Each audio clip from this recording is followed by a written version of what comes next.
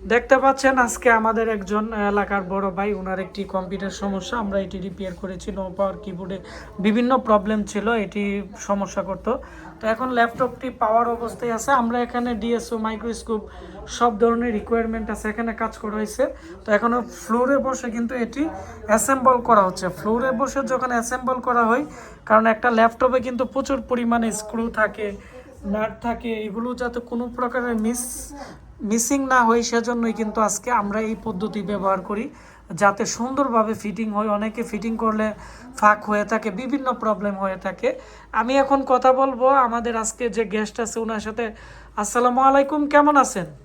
ওয়ালাইকুম আসসালাম। জি ভাই, আলহামদুলিল্লাহ ভালো আছি। আচ্ছা, কোথায় থেকে এসেছেন? আমি পীরবাড়ি মিন্দালিপাড়া থেকে এসেছি। আচ্ছা, আপনার আমরা যে সার্ভিস করে দিলাম, আপনার অনুভূতি কেমন? জি ভাই, আলহামদুলিল্লাহ ভালো, অনুভূতি ভালো। তো আপনাদের ভাইয়ের জন্য দোয়া করবেন, উনি কিন্তু ফ্রিল্যান্সিং এর কাজ শিখতেছে। আর আপনারা সবাই ভালো থাকবেন।